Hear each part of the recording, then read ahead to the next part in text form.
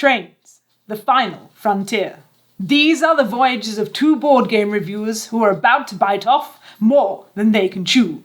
Chew! Welcome to 18XX, the board game with the most versions made in the history of board games. Actually, that's probably Monopoly. There's Cluedo. There's Risk. Trivial Pursuit. 18XX isn't just a board game, it's a genre, nay a whole hobby unto itself, and be very careful watching this video because you might find yourself spending more money since that time you accidentally walked into Games Workshop. What is an 18XX game? It's a game system where you'll invest your personal capital into stocks of train companies and then operate those train companies to lay tracks on a map until the whole thing erupts into capitalist greed and stock market drama. 18XX games are long, complicated, require more math than your kids' trigonometry homework, and ultimately squeeze you so hard you'll start sneezing cardboard hexes out of your nose. Instead of continuing to describe what 18XX games are, let me tell you a story. Forget about stock markets for a second. Instead, imagine the dizzying, giddy sensation of throwing your life savings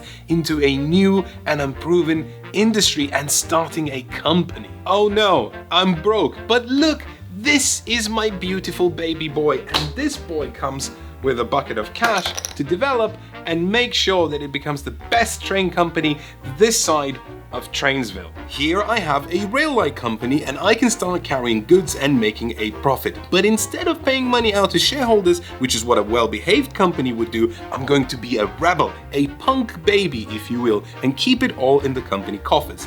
Problem, because the company isn't paying out dividends, nobody wants to invest because they wouldn't get any money from it. My company's stock price keeps plummeting. And because I'm a shareholder myself and most of my money is tied up in the company coffers, I am what we in the industry call stuffed.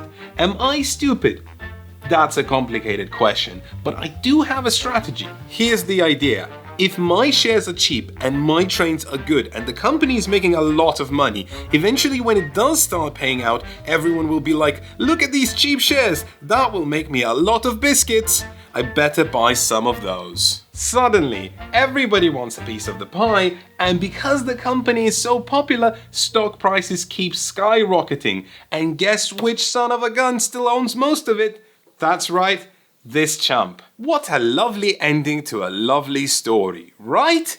Oh boy, here's what actually happens in the end. The speed at which I developed new technologies pushed innovation so fast that the other companies couldn't keep up and went bankrupt. And because this is a game we're dealing with and not real life, when someone goes bankrupt, that's the end of the game. The thing that I didn't foresee was that this happened before my stock price could go up, meaning that I ended the game with less money than the player who went bankrupt. To sum up, I advanced technology so fast that the industry couldn't keep up with costs and I crashed it. I destroyed trains. That's a story of ambition, of greed, arrogance, hubris, gambling, and ultimately downfall. In the space of one game, I managed to share the same spectrum of emotions and ideas as I would watching a P.T. Anderson film. Except I got to actively engage and share these ideas with my friends whilst they were simultaneously weaving their own narrative. Got you hooked? Okay, now get ready because 18XX games look like this, take an entire day to play if you're not experienced, having comprehensible manuals that bring all of the excitement of a shipping forecast, and from a price standpoint, this box with all of these cost me nearly twice as much as this box with all of these. No wait, don't run. Actually, really don't run, because 18XX games are some of the most fascinating, intricate, and compelling experiences I ever got to engage in. And even if you have no interest in big, heavy, convoluted games, I think you owe it to yourself to find out what all the hubbub is about. Brief interruption. This video is a culmination of a year's work of research and critical analysis, which we think is unprecedented in board game media. If you value what we do and you think we bring something worthwhile to this hobby, please consider supporting our Patreon. You'll get access to lovely perks like monthly newsletters and uncut audio logs. Or you could get yourself a personal shout out like Rob Stevenson, one of the many people making all of this possible. We are so close to the goal of, no pun included, being financially stable and sustainable, and we could really use your help.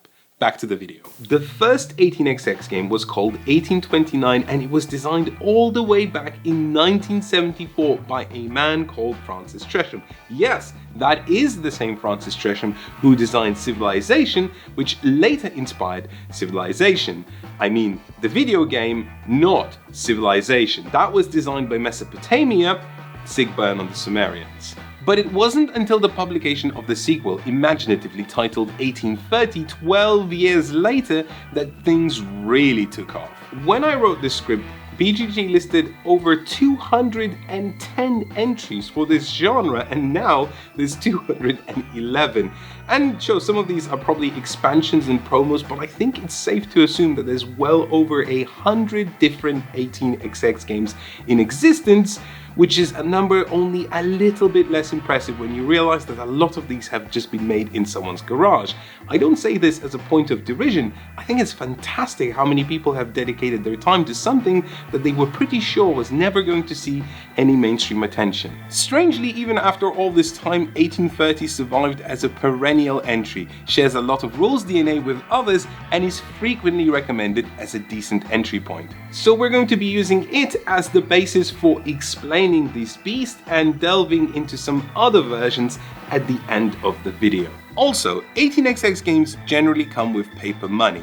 It is common culture between fans of the genre to simply ignore these and use poker chips instead, because paper money is unwieldy and horrible, and monetary transactions are constant. If you're planning on getting into 18xx games, I recommend getting a poker chip set in advance, and I recommend one that can support 20,000 worth of monies. We are using the Iron Clays from Roxley Games, which are lovely and most importantly come in 20s rather than in 25s. This might not seem like a big deal, but if you're not American, you will quickly start feeling the pain of using 25s. What up? It's your buddy Elaine Train, and I'm here to tell you how the wheels on this locomotive spin. Each game of 18xx is cleaved in half into two separate distinct entities conjoined together by big bucks. First you have a stock round where players buy and sell train company shares, and then you have operating rounds where those companies lay track and make money. The cycle of stock round and operating rounds continues until the entire bank of money, in this case $12,000, is hoovered up by the players or somebody goes bankrupt. And here's where I get to demystify this genre, because the ancient board game mystics maintain this myth that this is the top of Everest, the height of board game complexity. And they would be right. I wouldn't recommend anyone new to board games come anywhere near this. But look how simple and intuitive some of these rules are. First, the stock round. What do you do in a stock round? You buy a share or you sell some shares, or both. This buying and selling continues with players exchanging money between their totals and the bank back and forth until everyone passes. And that's sort of it. But let me paint a picture. Imagine you and your friends, stacks of poker chips in front of you. The game has just started and you've no idea where the evening will take you. You eye up the companies, examine their possible routes, and you commit. Oh, what a feeling. Don't actually do that in the game, it'll piss off your friends. Buying a share in a company doesn't mean jack squat. The first share anyone buys is the president's share, which is worth twice and costs twice.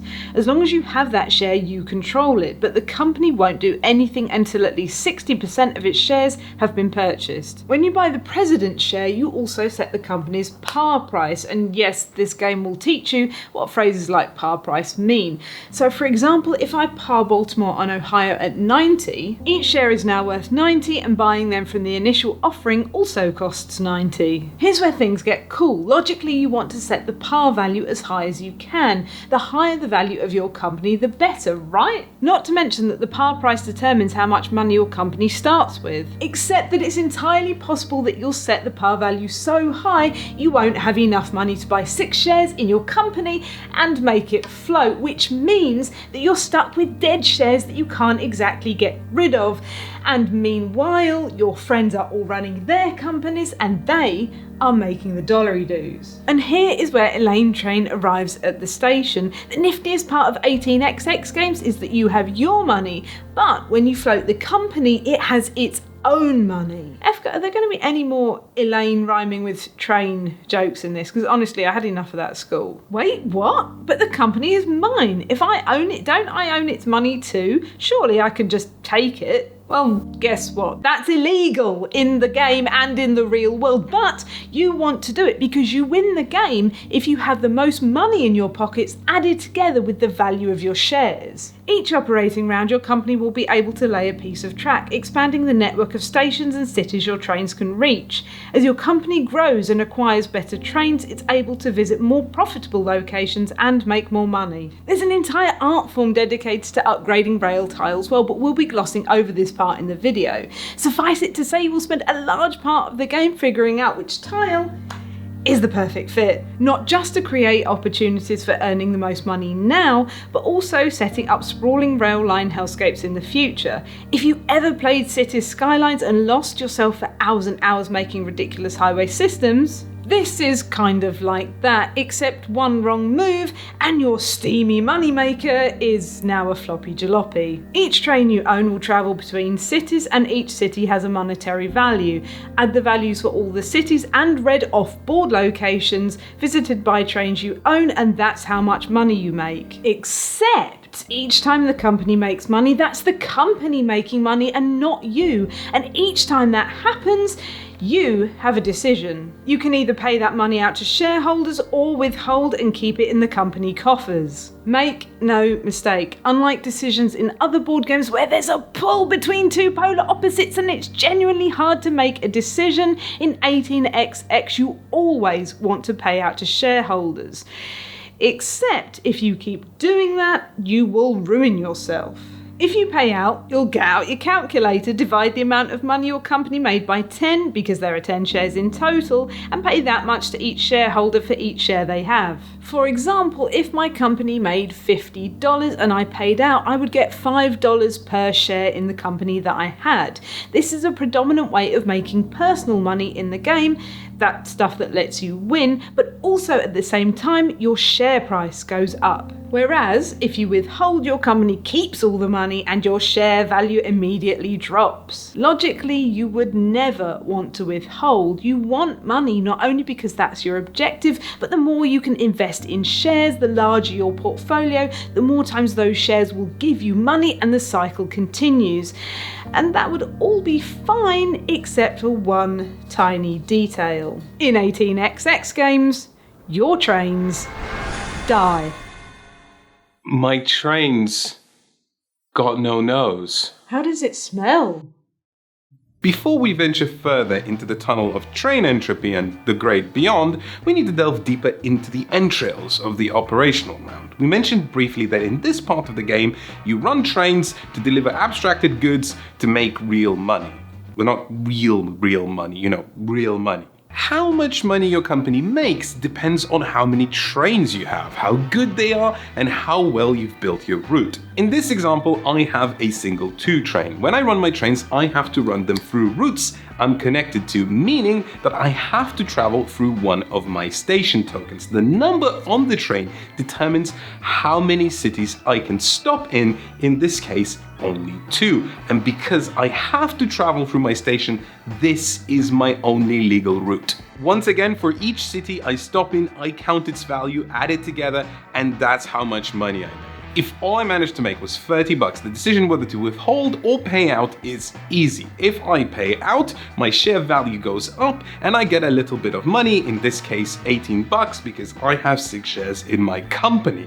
However, if I withheld, the loss of share value wouldn't be worth the measly $30 that my company got to keep. Another thing your company gets to do in the operating round is lay track. At the start of the game, you can only lay yellow track, expanding the reach of your trains. Oh, take me back to the naive young days of laying yellow track. This is the only moment of wistful hopefulness that the 18xx system offers, as it dangles the dream of building routes and growing your company. The crushing weight of this system hits you when we reach the buying train parts of the operating round. And this is finally where we talk about train dev, the most intricate, intriguing, and punishing mechanism we've ever seen in any board game ever made. 18xx aficionados call this train dev system rusting, although I think that, oh no, I'm f***ed, is more accurate nomenclature. Either way, here's what happens. Each game of 18xx is split into phases, often 6, although to add confusion, they're not numbered from 1 to 6, but from 2 to D.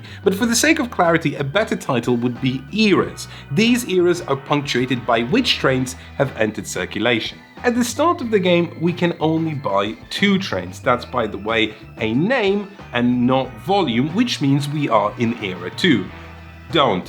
When every 2 train in circulation has been purchased, we can buy 3 trains. That's also a name and not volume or cost. And when that happens, we are suddenly in era 3. First up, people will just buy more trains because they need them. The more trains you have, the more routes you can run, the more money you can make. Second, you want to advance into the new eras because you can do cooler things. Your trains will run longer routes, and most importantly, you can upgrade track. In addition to laying yellow track, you'll be able to upgrade yellow into green and later into brown and perhaps even the exciting grey tiles. These not only let you form more complex routes that allow more shenanigans, but upgrade cities, increasing their profit and letting you build more stations. Money, money, money. It's all about making money, and buying more better trains lets you bring in dosh by the caboose load. The problem is that each new era doesn't just create opportunities, it also imposes restrictions, chief of all being that the trains your company spent the majority of its money on will simply just disappear. Imagine that you part a company at 67. Remember par? That means when it floats, it'll start with 670 cash in its wallet. Buying 4 2 trains will remove 320. Building track on a mountain tile will cost you another 80. That's fine, I have money, you think, and then phase 4 comes along and your trains disappear. Just like that.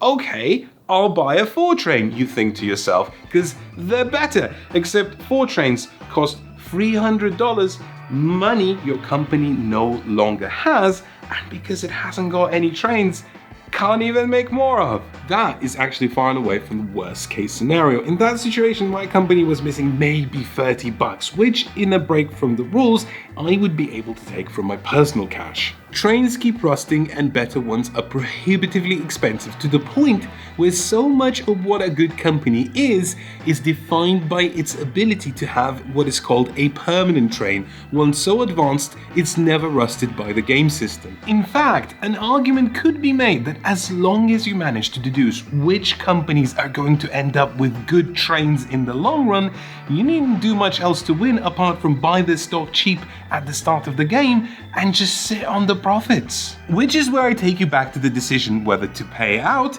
get some personal money and raise your stock price, or withhold, keep the money in the company and drop the share price and hope that everything I've explained illustrates how ridiculously improbable it is that you'll get that decision right. Modern board games always offer you new branching paths and situations, yet 18xx is exhilarating because it keeps asking you the same question over and over again, and most of the time the answer is the same as it ever was.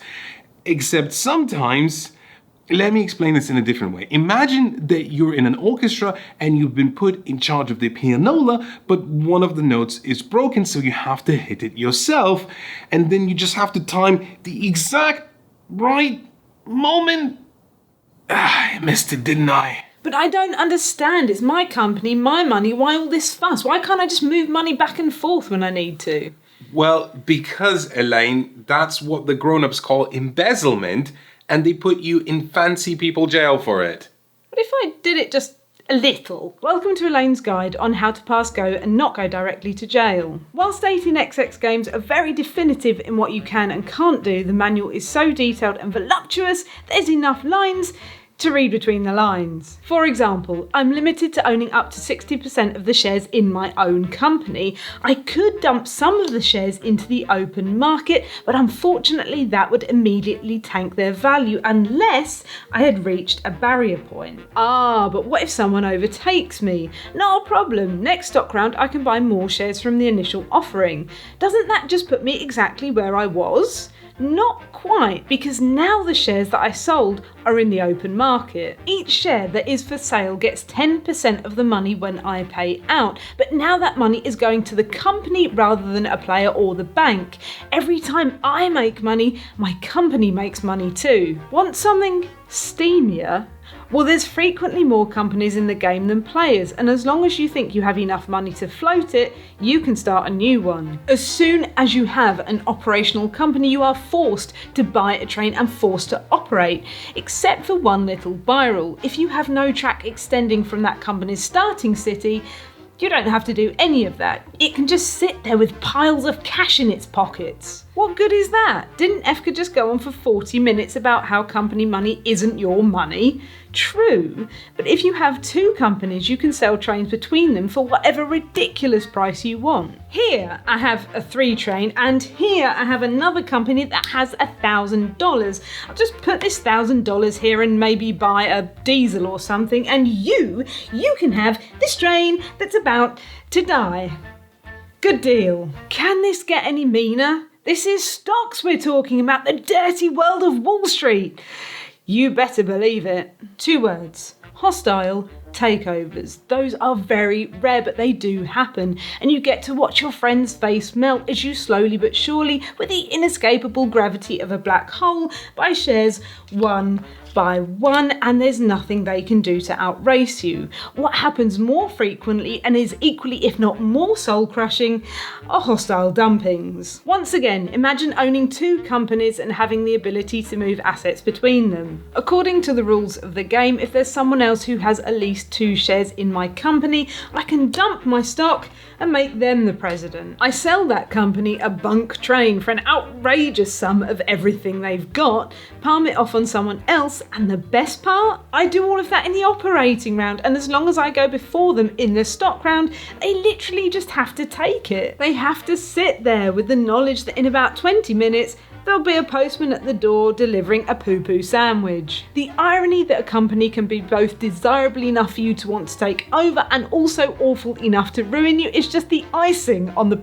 poo-poo. By now, I hope that we've illustrated that the pornographically named 18XX genre is tricksy, but the word tricksy doesn't quite cover it. In a system this intricate, a single move will reverberate your actions and a realization will bubble to the surface 2 hours later. A tile that you've laid 7 operating rounds ago might mean that you've effectively locked your company out of reaching the most profitable city on the map. What consequences might that have down the line? Who knows, but you'll stew on that for the next 3 hours until you eventually find out. Spoiler alert, it's not going to be good. That's just the damage you do to yourself via your own ineptitude, because who could have predicted that playing a stock market game with your friend might turn them into an utter bumflap? Hey, you bought a share in my company. Thanks for believing in me, Elaine.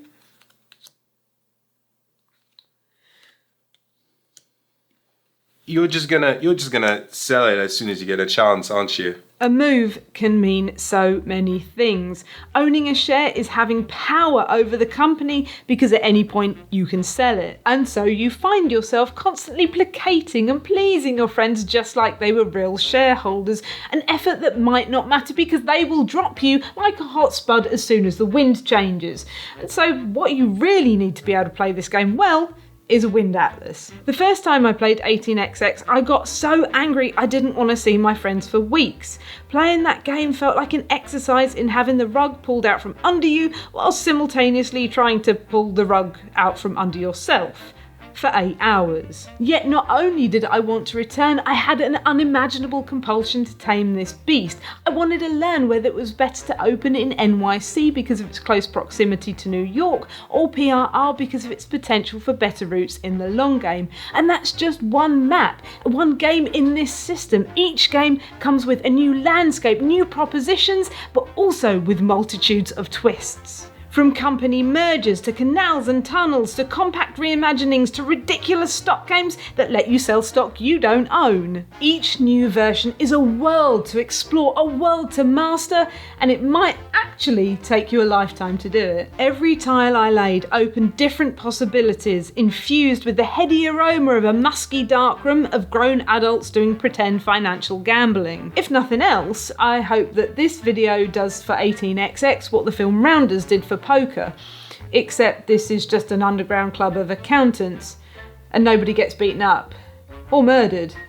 On second thoughts, I'd like to take back the Rounders analogy. And now comes the difficult part. 18xx games have been around theoretically for longer than 4 decades, yet most board gamers have the same relationship with them as they do with Bigfoot. They know he exists, they just never want to meet him. Let's have a look at why. So apologies 18xx lovers and enthusiasts, as much as we want people to try these games, here come the leaves on the line. You know the Haynes car manuals, but like the novelty versions with Batmobile? Well, 18xx rulebooks are like that, except there's no Batmobile.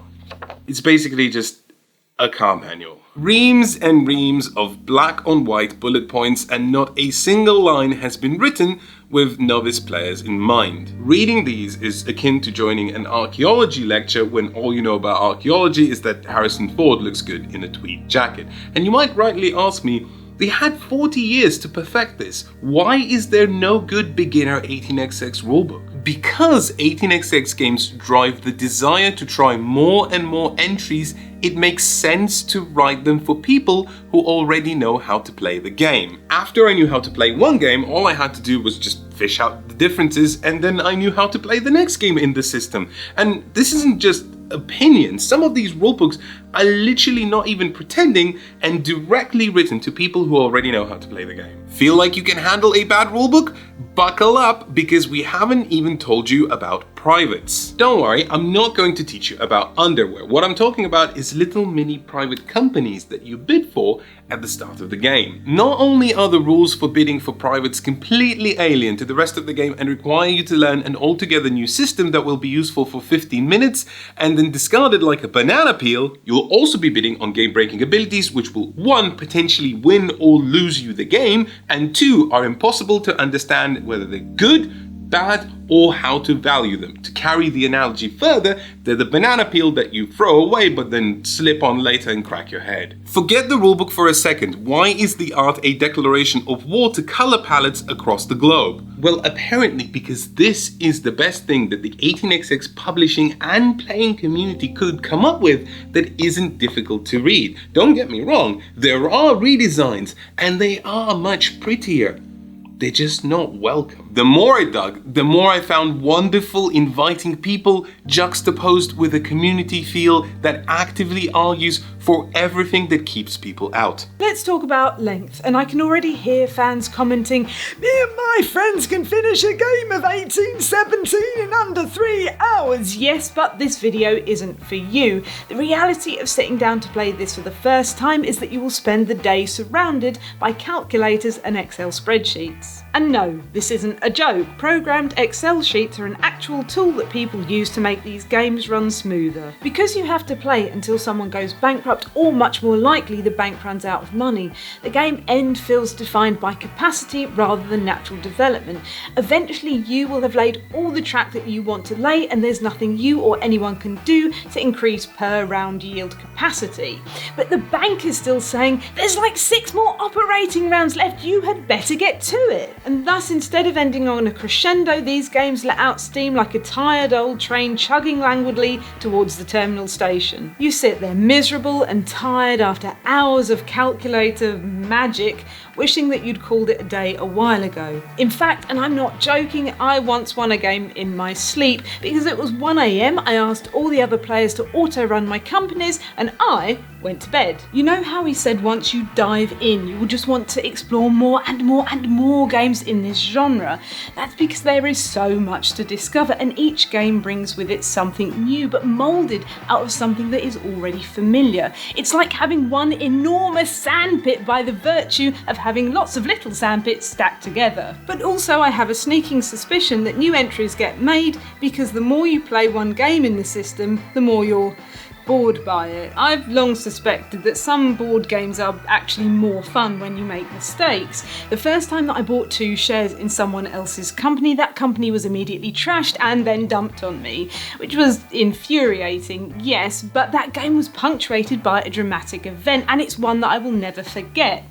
I will also never make that mistake again. Each time I tried a new 18xx game, I was elated by the fumbling and buffoonery that produced ridiculous game states and allowed us to exploit each other's mistakes. And then after multiple plays of the same system, I found that things just lulled out into a smooth. Don't get me wrong, there is still a lot that is very compelling, like the obsessive appeal of mastering every single variable until you are one with the track, like the understanding of each minor deviated shift by another player and how you can exploit that. But raw excitement? And there you go. That's 18xx games, warts and all, as fashionable as dial-up and as slippery and unwieldy as a drunk octopus. Would you recommend a drunk octopus to our viewers? You know what? I would, but only if they're like really done with lasagna and want to expand their culinary tastes. If you're new to board games, unless you just want to dive in straight into the deepest end without a protective helmet, maybe stay away. But if you love exploring everything that board games have to offer, there's literally enough design space here to forget that other games exist. So which version should an aspiring 18xxer get? Good question. There's a reason we used 1830 as the basis for the rules explanation. Not only is it the first instance of 18xx as the world knows it now, but it's also the foundation of everything that's come after. Just by learning 1830, you would lay the groundwork for every other building block. It's that janky guitar that you learned to play on so that you could later jam on your Les Paul because you've built up all the calluses. Why are we talking about calluses? And as all janky guitars, it's not perfect, layered with obfuscated traps and pitfalls that will frustrate you more than delight. Even when I was playing for the first time, I could already see that the map was sort of split into rubbish companies and really good ones, forcing road gameplay and only further narrowing that tunnel as I went along. But what if there was a game that was largely identical to 1830, but with minor changes to make it more streamlined and accessible, and with a better map? Brilliant! Say hello to 1889. It's smaller in scope and the company choices are less predictable, unless of course you've already exhausted everything that you can learn. Problem: the rulebook is the second worst that we've read in this system. If you can get someone to teach you 1889, I would say that it is a great place to start. Not only is it quick, but the beginner rules excise the private company auctions. Now, I know that maybe aficionados couldn't live without this, but if you're entirely new, then it is a great way to jump in without worrying that you're going to waste your starting capital on used banana skins. If you want to buy a copy of 1889, things get muddier. I thought this game was long out of print, but there is a publisher who still makes and sells copies. Be aware that they will look a bit homemade. However, the original designer of 1889 has agreed to license the game to a new publisher, which I believe will be going on Kickstarter sometime in the near future. The story of their meeting is also quite something else. There's a link in the description. I highly suggest you give it a read. Whether this new version will be using the redesigned artwork or whether the publisher will invest time and money into an accessible entry point rulebook remains unclear. Wait a second, there's yet another variant of 1830 that's been designed from the ground up specifically as a faster, easier to understand way into the genre. Hooray! Is it great? Yes. From a gameplay perspective, 18 Chesapeake is a triumph. It's delightful, open, and not to mention gorgeous. Just look at this map. And whilst you're looking at the map, let's talk about the rulebook. Nothing felt as disappointing as opening this same tired Byzantine manual that barely ever bothers to have visual examples, and when it does, it hides rules absent from the main body of the text. What gives, all aboard games? You were the chosen one. You were supposed to fight evil and not join them. I sound more upset than I should be because once again 18 Chesapeake is terrific. It's just that rulebook makes it ever so slightly harder to say that out of all of the 18xx games, this is definitely the one that you should get as your first. Whilst we're talking about disappointment, let's talk about 1846, the first 18XX we ever played. And boy am I glad that we tried other 18XX games, because if this was our only impression of the system, we would have found it tired and turgid and overwrought for the sake of overwrougtness. 1846 comes from the operational side of the family, focusing mostly on laying track and adding numbers and laying track and adding numbers. The absence of stock market manipulation might seem like a boon for some, but I'm not here to spend my entire Sunday laying cardboard hexes based on what a calculator told me to do. Not to mention that if you learn this first, you will have to unlearn a lot of bad habits if you want to play other variants. It doesn't, however, force you into an auction for private companies, but offers you a draft instead. Finally, in the pursuit of trying something more advanced but also readily accessible from shops at the time we were sent it, we tried the Lookout Games published Double Dragon of 1844/1854. That is to say, we tried 1844, but because COVID got in the way, the 1854 plan had to be nixed. Under no circumstances, this should be your first 18XX game. 1844 doesn't just feature 15 different companies, it features 4 different types of companies, and that's not counting the private companies you bid for at the start. First, there's the 6 regular companies. Then there's the 3 regional companies, which can only operate with a different kind of train. Then there's the V companies, which start out small but can be a lucrative investment. Not to mention that later in the game, much like Voltron, hence V companies, they will merge into one giant Uber company. That's before I even mention H trains and tunnels and mountain companies, which all bring their own complexities and learning curves. I'm glad that I tried this when I was already familiar with the genre, because the enlightenment at the end of the tunnel was suddenly getting further and further away. So I would recommend this, but only once you get the hang of trains and really want to see how weird they can get. Warning, the rulebook isn't just unfriendly to new 18XX players, it's unfriendly to everyone. This is the worst rulebook I have read of all time in a professionally produced game. As a finishing touch, let's talk about the role of railroad construction in history. It's inarguable that railways have transformed the world, opening up an era of logistics and travel never before thought possible. However, the scope of 18XX games isn't interested in the transformation of travel and freight, but the minutiae of construction and profiteering, frequently set in the United States and before the Civil War, a time in which southern states used slave labor to build railroad lines in deathly arduous circumstances. In fact, because railroad companies didn't want to be seen as owning slaves, instead they adopted one of the most horrendous practices of renting slaves. They could still exploit them in the most inhuman ways imaginable, but they did not retain responsibility for them when the work in the area was complete.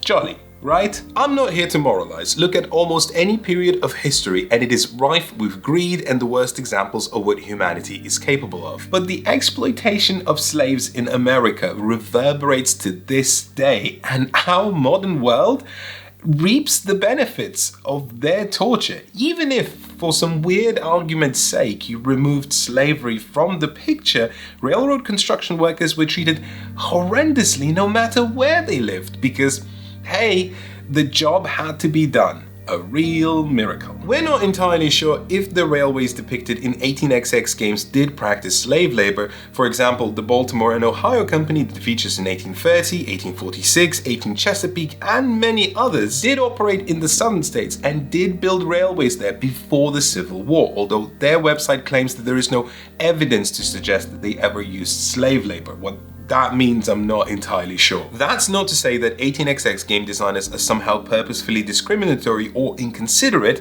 Often people who make board games are people who tinker with mechanisms and treat theme as dressing without much thought to it. Don't think of this as an accusation, think of this more as an invitation for discussion in a world where we all need to be more accountable, especially when the terrifying reality of building a railway is abstracted all the way down to a simple lay of a hexagon. hexagonal tile. Just a quick mention that in the world of COVID-19, Tabletop Simulator is a perfectly fine tool for playing 18xx. Just make sure that you use a mod that has automated payout systems, because tackling hundreds of digital poker chips is a disaster on stilts. But be aware that this whole thing is incredibly niche, and if you do decide to play online, please support publishers and designers who make these games by buying physical copies. Is this the end now? Yes. What do we do now? Sleep. Yeah, sleep sounds good.